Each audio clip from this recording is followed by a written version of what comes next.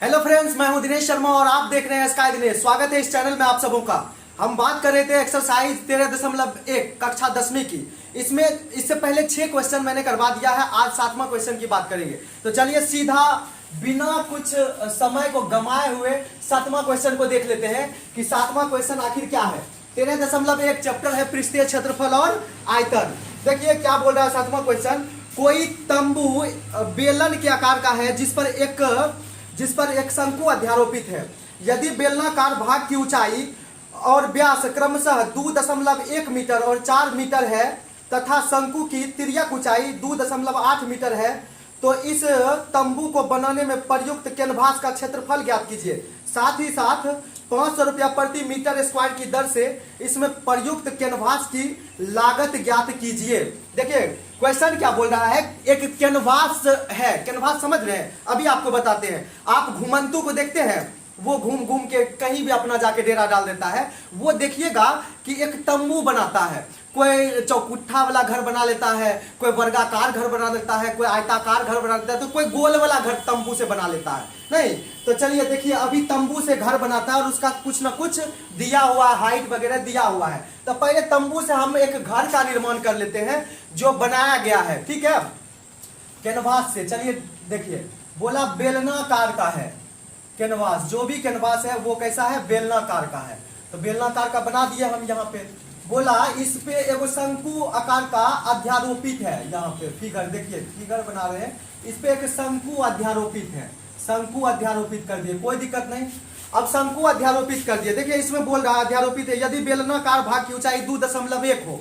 अब देखिए इसमें बोल दिया कि इस बेलनाकार भाग की जो यहां से यहां तक ऊंचाई है वो 2.1 मीटर है। ठीक, 2.1 मीटर है और व्यास, ये बेलनाकार भाग की ऊंचाई 2.1 है और व्यास 4 मीटर है। अब यहां पे देखिए ये कितना है, 4 मीटर। 4 मीटर मैंने लिख दिया। यदि बेलनाकार भाग का आधार का व्यास 4 मीटर है तो आप एक चीज समझिए, यहां से यहां तक 4 मीटर, तो यहां से इसकी अगर रेडियस निकालेंगे तो 2 मीटर हो जाएगा क्या? यस होगा, क्यों नहीं होगा, एकदम होगा। अब ऊपर में भी तो यहाँ पे एक रेडियस है इस बेलनाकार भाग में, तो यहाँ भी 2 मीटर हो जाएगा, कोई दिक्कत नहीं है, 2 मीटर हो जाएगा। यदि बेलनाकार भाग की ऊंचाई 2.1 मीटर है और व्यास 4 मीटर है और शंकु की तिर्यक ऊंचाई 2.8 है। तिर्यक ऊंचाई को हम L से डिनोट करते हैं और 2.8 इसकी तिर्यक ऊंचाई, यहां से यहां तक तिर्यक ऊंचाई है, दिया हुआ है। तो बोलता है कि भाई इसमें कितना कैनवास का प्रयोग किया गया है वो बताइए। तो हमको तो सारा चीज दिया हुआ है। अब कैनवास कितना क्षेत्र में फैला हुआ है, कितना कैनवास की आवश्यकता होगी इस तरह के तंबू को बनाने में, उसका क्षेत्रफल ज्ञात करने के लिए बोल रहा है। तो हम तुरंत ज्ञात कर देते हैं। बताएं आपको कैसे। अगर आपको हम कुछ कपड़ा दे दिए तो आप जाइएगा कैसे घर बनाइएगा। कपड़ा चारों साइड ऐसे बेलनाकार भाग में लगाइएगा, ऐसे बेलनाकार भाग में लगाइएगा, ठीक है। उसके ऊपर शंकु का निर्माण कीजिएगा, ऐसे शंकु का, जैसे इस प्रकार से शंकु का। क्या आप नीचे में बैठाइएगा? क्या नीचे में भी कपड़ा दीजिएगा? बोलिएगा ना, नीचे तो धरती रहेगा, वहीं तो अपना खाट लगेगी और सोएंगे वहीं पे। तो नीचे में यहाँ पे नहीं दिया गया है, कैनवास का प्रयोग ये आधार पे नहीं किया गया है। आप ही बताइए, आप घर बनाइएगा कपड़े का तो चारों साइड, चारों दीवार को घेरिएगा, ऊपर में भी छत बना दीजिएगा, क्या नीचे में भी दे दीजिएगा? क्या नहीं, नीचे में नहीं दिया। आपके बुक में लिखा हुआ है कि यदि इसके आधार पर कैनवास का प्रयोग नहीं किया हुआ है तो आइए हम देखते हैं कि इसका संपूर्ण, इसका ये पृष्ठीय क्षेत्रफल निकाल देंगे तो ये तंबू का कितना कैनवास लगा है उसको बनाने में वो निकल नहीं जाएगा? हाँ निकल जाएगा। तो हम देखते हैं कि ये बेलनाकार का कर्व सरफेस एरिया अगर निकाल देंगे तो इतना लग जाएगा कैनवास, और इसका कर्व सरफेस एरिया जितना होगा उतना कैनवास लगेगा, और दोनों को जोड़ देंगे तो मेरा पूरा निकल के आ जाएगा। ठीक है, हम बनाते हैं कि तंबू बनाने में प्रयोग कैनवास का क्षेत्रफल। तो यहां पे लिख देते हैं तंबू बनाने में कैनवास का क्षेत्रफल।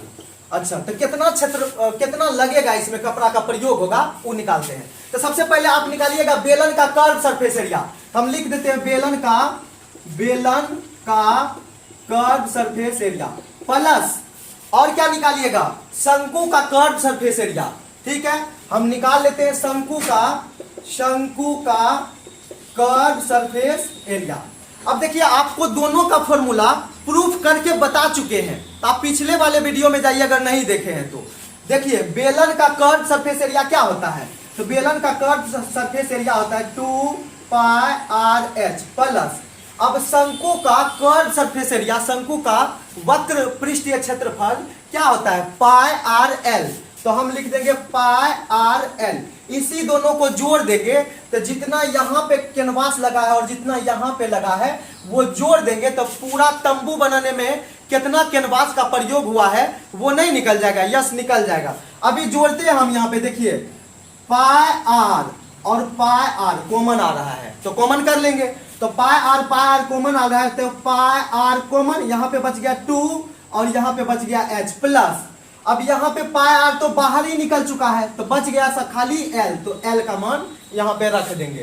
ठीक, अब देखिए मान बैठा दीजिए, पाई का मान 22/7 गुना, अब रेडियस कितना है, तो सॉरी यहाँ पे हाइट लिखना पड़ेगा ना, यहाँ पे हाइट, तो यहाँ 2 गुना इसका हाइट। अब देखिए इसका हाइट कितना है, इसका हाइट तो दिया हुआ है 2.1 मीटर, तो यहाँ पे हम लिख देंगे इसका हाइट 2.1 मीटर दिया हुआ, प्लस L मतलब तिर्यक ऊंचाई, तो ये L शंकु की तिर्यक ऊंचाई 2.8, तो यहाँ पे लिख देंगे हम 2.8, ये लिख दिए। अब देखिए क्या करते हैं हम, सॉरी R का मान यहाँ पे कितना है, 2 है, तो यहाँ पे 2 लिखना पड़ेगा, 2 यहाँ पे हम 2 लिख देते हैं गुना 2। ठीक है, अब देखिए इस सब को गुना करते हैं, क्या आता है सामने 22/7 गुना 2। अब इसको गुना करते हैं तो 2 इकाई 2, 2 दूना 4, 4.2। ठीक है, अब फिर इसमें जोड़ देते हैं क्या 2.8। अब देखिए 4 2 6, इसको जोड़िएगा ना तो 7 आ जाएगा, इसको जोड़िएगा तो 7 आ जाएगा, इस 7 से इस 7 को कटवा देंगे तो इसका निकल के क्या बाहर आएगा 44 मीटर स्क्वायर, चूंकि सारा यूनिट मीटर में दिया हुआ है, सारा यूनिट मीटर में दिया हुआ है तो मीटर स्क्वायर। इसका मतलब इस कैनवास को बनाने, इस तंबू को बनाने में कैनवास का जो प्रयोग किए हैं हम 44 मीटर स्क्वायर कैनवास का प्रयोग किए हैं। अब क्वेश्चन में बोलता है कि अगर 1 मीटर कैनवास का लागत 500 रुपया है तो 44 मीटर का निकाल देंगे हम, नहीं तो निकाल लेते, यहाँ पे बना देते हम, यहाँ पे पहले इधर से आपको लिखना फिर यहाँ पे आएंगे, चूंकि 1 मीटर स्क्वायर कैनवास लगाने का मूल्य, कैनवास का मूल्य दे देते हैं, का मूल्य कितने है 500 रुपया है। ठीक, तो 44 मीटर स्क्वायर कैनवास का मूल्य कितना है, तो 500 बट्टा में कितना 1 गुना ये कितना 44, सीधा 44। अरे आप नहीं समझे, 1 मीटर स्क्वायर का 500 तो 44 का कितना, तो 44 गुना 500 तो कर देंगे तो आंसर आ जाएगा। अब देखो 5 चौका 20 का 0 बाकी 2, 5 चौका 20 2 22 और 2 जीरो है तो 2 जीरो इस पे लगा देंगे, इतना रुपया क्या आ जाएगा उसका यहाँ पे लागत आ जाएगा। और कितना कैनवास का प्रयोग हुआ है उसको बनाने में, तो 44 मीटर स्क्वायर का। लेकिन आपको गिवन लिखना पड़ेगा क्या क्या दिया हुआ है, गिवन लिखना पड़ेगा क्या क्या दिया हुआ है। इसमें बेलन की ऊंचाई दी हुई है तो हम यहाँ पे लिख देंगे बेलन की ऊंचाई, बेलन की ऊंचाई कितने दिया हुआ है 2.1 मीटर, और यहाँ पे तिर्यक ऊंचाई शंकु का दिया हुआ है, तो यहाँ पे तिर्यक ऊंचाई किसका दिया हुआ है शंकु का यहाँ लिख देते हैं शंकु का तिर्यक ऊंचाई। तो कितना दिया है शंकु का तिर्यक ऊंचाई 2.8 मीटर, और यहाँ पे व्यास दिया हुआ है किसका बेलन का, तो यहाँ पे लिख देंगे बेलन का व्यास कितना है मेरे भाई, देखिए 4 मीटर है व्यास, इसीलिए बेलन का रेडियस त्रिज्या कितना, तो 4 मीटर, 4/2 तो 2 मीटर। बस ये आपके ये 7वें क्वेश्चन का आंसर है, तो आप इसका स्क्रीनशॉट लीजिए। अभी चलते हैं हम 8वें क्वेश्चन की ओर, आप स्क्रीनशॉट ले चुके होंगे और समझ भी गए होंगे, तो अभी चलते हैं 8वां क्वेश्चन। 8वां क्वेश्चन क्या बोलता है, चलिए इसको मिटाते हैं, 8वां क्वेश्चन पढ़ते हैं। 8वां क्वेश्चन क्या बोलता है। आप लोग एकदम चीजों को अच्छे से सीखते जाइए और हमारे चैनल पे नए हैं तो मेरे चैनल को सब्सक्राइब कीजिए, तभी तो आपके पास में मेरा नोटिफिकेशन जाएगा। और जब तक नोटिफिकेशन नहीं जाएगा तब तक आपका कॉन्सेप्ट क्लियर कैसे होगा। तो हम आपको चीज़ों को बेसिक लेवल से उठा के बताएंगे एकदम बिल्कुल अच्छे से, तो बने रहिएगा मेरे साथ में। चलिए अभी देखते हैं क्वेश्चन नंबर 8। क्वेश्चन नंबर 8 देखते हैं, 8 में क्या बोलता है। देखिए क्वेश्चन नंबर 8 में बोल रहा है, क्वेश्चन क्या बोला कि एक ठोस है जो किसका, बेलनाकार का है। ये ठोस बना हुआ, जैसे आपके घर में लकड़ी वगैरह नहीं रहता, सिल्ली वगैरह बेलनाकार टाइप में, तो वो ले लिए। ठीक है, बोलता है कि जितना इसका व्यास है और जितनी इसकी ऊंचाई है, सेम उतना ही व्यास और ऊंचाई का एक शंकु काट के इससे निकाल लेंगे। अब क्या, अब तो निकाल लेंगे तुरंत। देखिए ना भाई साहब, इसको शंकु काट के हम निकाल लेते हैं। यहां से मैंने शंकु काट के निकाल लिया। ठीक, अब यहाँ पे बेलन का व्यास भी दिया हुआ है, व्यास भी दिया हुआ और त्रिज्या भी, व्यास दिया हुआ है तो त्रिज्या निकल जाएगा तुरंत। इसका कुछ ना कुछ ऊंचाई है, तो बोलता है कि भाई मेरे इसको अगर कलर कर देंगे तो कौन कौन भाग पे कलर होगा और कितना मीटर स्क्वायर में, सेंटीमीटर स्क्वायर में कलर हो पाएगा, ये पूछ रहा आपसे। तो आप तुरंत नहीं बता दीजिएगा कि सर जी बेलन के ऊपर ऊपर कर दीजिए, नीचे वाला भाग में कर दीजिए, और ये जो शंकु आकार का खोद के निकाले हैं, गड्ढा बनाए, उस गड्ढे में कलर कर दीजिए। लेकिन कलर कीजिएगा कहाँ कहाँ, तो बेलन के कर्व सरफेस एरिया प्लस बेलन में प्रयोग जो आधार का वृत्त है उस पर कलर करेंगे, और शंकु का कर्व सरफेस एरिया यहाँ कलर कर देंगे, तो इस ठोस का पृष्ठीय क्षेत्रफल नहीं आ जाएगा, यस आ जाएगा। अभी हम बनाते हैं, देखते हैं कि इसमें कितना कितना भुजा वगैरह का मान दिया हुआ है। देखिए यहाँ से यहाँ तक इसकी त्रिज्या बोल रहा है 1.4 सेंटीमीटर है। ठीक, और इसकी ऊंचाई यहाँ से यहाँ तक जो ऊंचाई दिया हुआ है वो ऊंचाई 2.4 सेंटीमीटर दिया हुआ है। ठीक है, तो अब क्वेश्चन को हम सॉल्व करते हैं। तो बोलता है इसका पृष्ठीय क्षेत्रफल निकालिए। तो हम क्या करते हैं, बेलन का कर्व सरफेस एरिया इस ठोस का, तो हम लिख देते हैं ठोस का पृष्ठीय क्षेत्रफल, ठोस का पृष्ठीय क्षेत्रफल। तो इसमें बेलन का कर्व सरफेस एरिया, बेलन का कर्व सरफेस एरिया, और इसमें जोड़ेंगे क्या, आधार बेलन का, ये आधार है ना बेलन का, उसका क्षेत्रफल, यानी इसमें वृत्त का क्षेत्रफल नहीं। तो यहाँ पे लिख देते हैं कि बेलन, आधार बेलन में प्रयोग वृत्त का क्षेत्रफल, ऐसा नहीं लिख सकते हैं, तो लिख देते हैं आधार, सीधा वृत्त लिख देते हैं, आधार वृत्त का क्षेत्रफल, आधार वृत्त का एरिया प्लस, देखिए हम क्या बोले कि बेलन का कर्व सरफेस एरिया, ये आधार में जो वृत्त का प्रयोग हुआ है वहां पे लिख दिया आधार वृत्त का एरिया। ठीक है, इस वृत्त का, अब ये एक शंकु का कर्व सरफेस एरिया इसमें जोड़ देंगे, तो लिख देते हैं इसमें शंकु का कर्व सरफेस एरिया लिख दिए। अब सारा का सूत्र हम अच्छे से बता चुके हैं। देखिए बेलन का कर्व सरफेस एरिया कितना होता है, तो 2πr(h) प्लस आधार वृत्त का क्या, क्षेत्रफल। तो आधार वृत्त मतलब ये जो बेलन का आधार है ना, इसी वृत्त का क्षेत्रफल बोले हैं।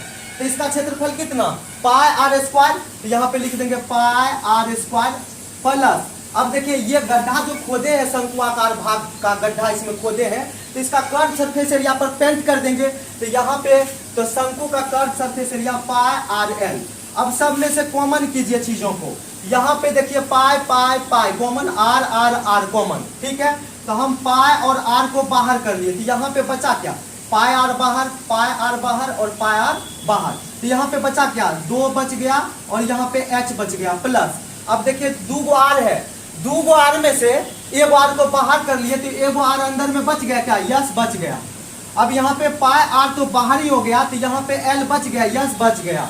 अब यहाँ पे हम मान रख देंगे, देखिए यहाँ पे व्यास दिया हुआ कितना, 1.4 सेंटीमीटर, तो इसका जो त्रिज्या होगा वो 0.7 हो जाएगा, क्या हो जाएगा, इसका आधा 0.7 हो जाएगा।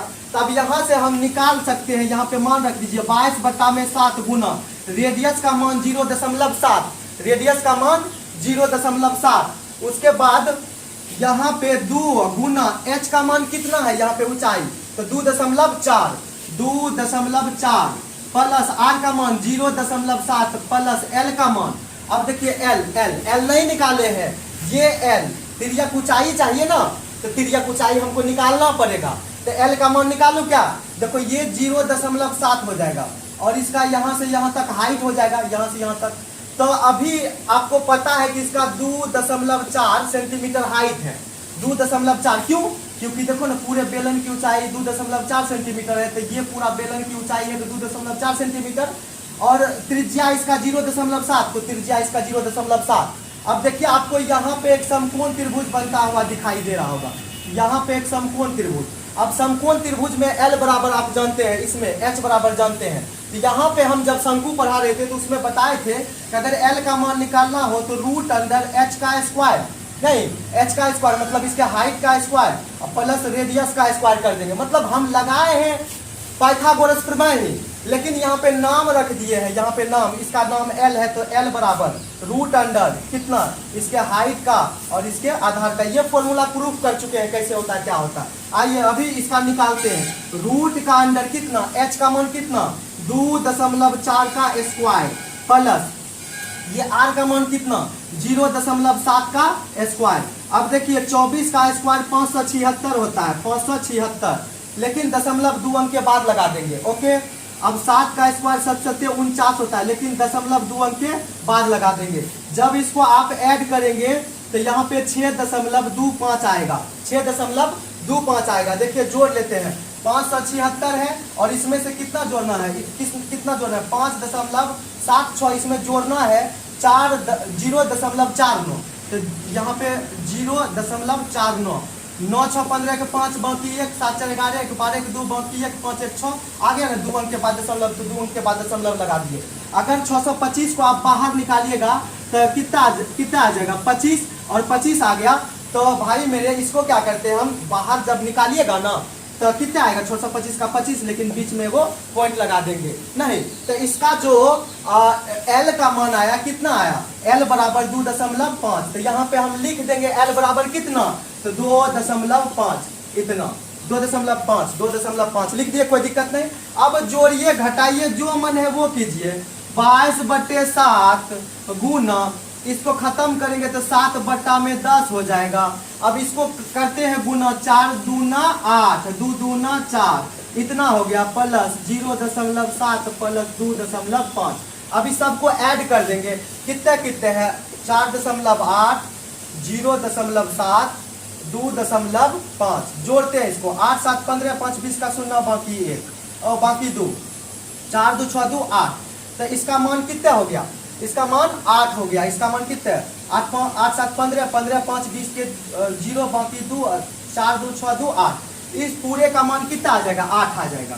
तो ठीक हम यहाँ पे लिख देते हैं 22/7 गुना 7/10 गुना, इस सब का मान 8 आ गया, तो यहाँ पे 8 लिख देंगे। ठीक, अब कटा दीजिए, इसको इससे कटा दीजिए, ठीक, इसको इससे कटा दीजिए। अब यहाँ पे कितना हो गया, अब आप कीजिए 22 को 8 से गुना, 8 दूना 16 का 6 बाकी 1, 8 दूना 16 1 17, इतना हो गया। नहीं, इसको गुना किए तो बट्टा में 10 है और बाहर जाएगा तो यहाँ पे कितना हो जाएगा 10, एक पॉइंट इधर जाएगा, 17.6 सेंटीमीटर स्क्वायर, 17.6 सेंटीमीटर स्क्वायर हो गया। यहाँ पे कैलकुलेशन किया, थोड़ा सा ध्यान दीजिएगा, पॉइंट में तो आप घबराइएगा नहीं, अगर जोड़ घटा करना पड़े तो आप कीजिएगा तभी तो आप सीख पाइएगा। नहीं तो आपको क्या करना है, इसको जोड़िएगा तो 8 आ गया और 7/10 है 22। हम क्या किए, इस 7 से इस 7 को कटा दिए और 22 को 8 से गुना किए तो 176 हो गया, बट्टा में 10 है। अब भाग लगाइएगा तो 17.6 सेंटीमीटर स्क्वायर आ जाएगा, इसका सारा चीज सेंटीमीटर में तो सेंटीमीटर स्क्वायर आ जाएगा। लेकिन आपको क्या करना है, इसमें गिवन दिया गया है, गिवन क्या क्या दिया हुआ है उसको लिखना पड़ेगा, GIVN गिवन दिया हुआ है। क्या दिया हुआ है तो देखिए इसमें दिया हुआ है तो बेलन की ऊंचाई, तो हम लिख देंगे बेलन की ऊंचाई, तो बेलन की ऊंचाई क्या है इसमें 2.4 सेंटीमीटर, 2.4 सेंटीमीटर। और क्या दिया गया है, और देखिए बेलन का व्यास दिया गया है, तो हम लिख देंगे यहाँ पे बेलन का व्यास कितना है, तो व्यास यहाँ देखिए 1.4 सेंटीमीटर, तो इसीलिए इसका त्रिज्या बेलन का कितना हो जाएगा, तो 1.4 में 2 से भाग दीजिएगा ना तो निकलेगा 0.7, ये आपको लिखना पड़ेगा, फिर आपका क्वेश्चन कंप्लीट होगा। नहीं तो आप इसका स्क्रीनशॉट ले लीजिए और चलते हैं फिर नेक्स्ट और लास्ट क्वेश्चन में। ठीक है, तो चलिए यहाँ पे आप इसका स्क्रीनशॉट ले चुके होंगे, हम आशा करते हैं। अभी चलते हैं आगे क्वेश्चन में। ठीक है, अगला क्वेश्चन है, देखिए अगला क्वेश्चन पढ़ते हैं। अगला क्वेश्चन है, लकड़ी के एक ठोस बेलन के प्रत्येक सिरे पर एक अर्धगोला खोद कर निकालते हुए एक वस्तु बनाई गई है, जैसा कि आकृति में दिखाया, आपके बुक में दिखाया गया होगा। यदि बेलन की ऊंचाई 10 सेंटीमीटर और आधार की त्रिज्या 3.5 सेंटीमीटर है, तो इस बेलन का संपूर्ण पृष्ठीय क्षेत्रफल ज्ञात करें। अभी आपको क्वेश्चन समझाते हैं। क्वेश्चन में क्या बोला है कि कोई एक बेलनाकार ठोस है, ठीक है, और उस बेलनाकार ठोस के दोनों सिरों से क्या निकाला गया है, एक अर्धगोला खोद कर निकाल लिया गया है।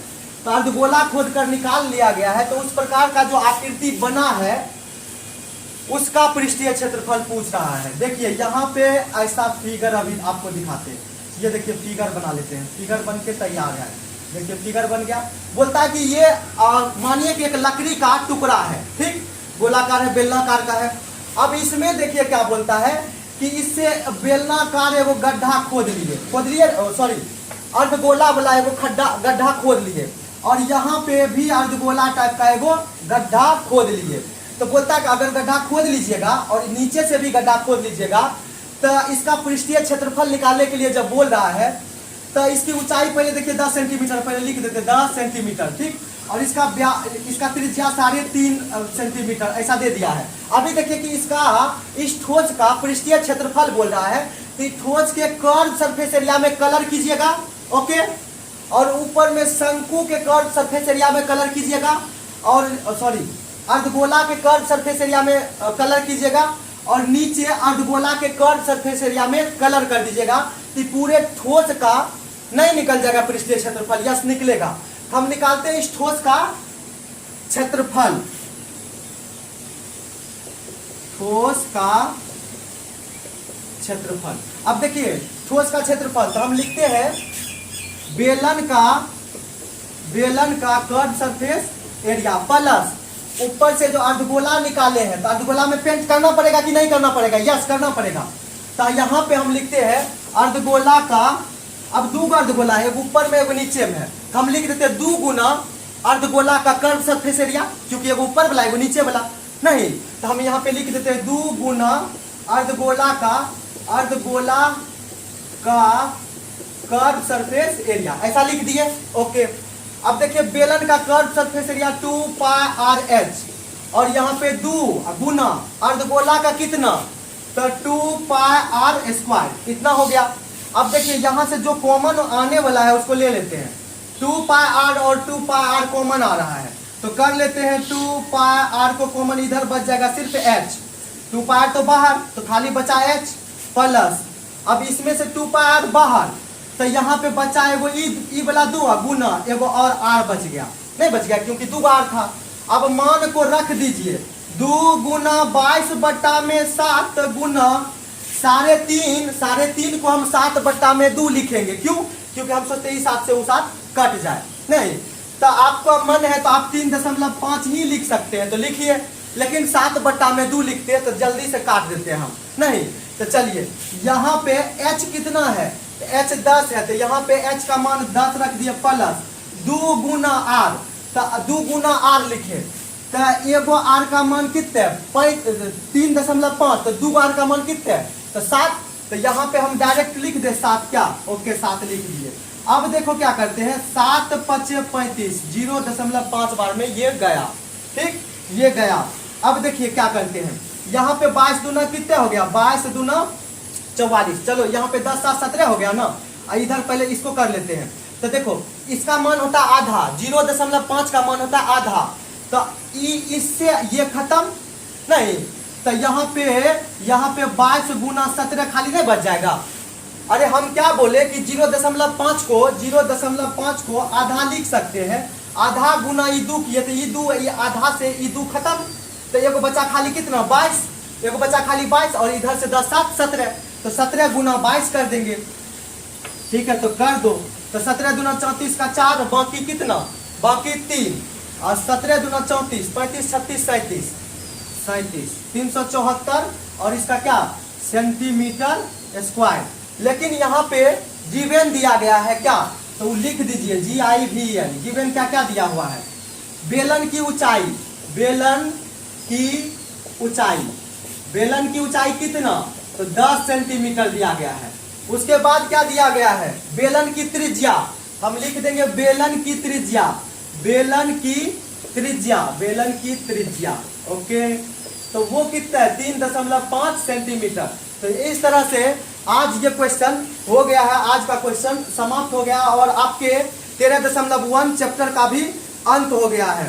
तो आप बने रहिए मेरे साथ में और हंसते रहिए, स्वस्थ रहिए, मस्त रहिए। मिलते हैं 13.2 के साथ नेक्स्ट डे। धन्यवाद।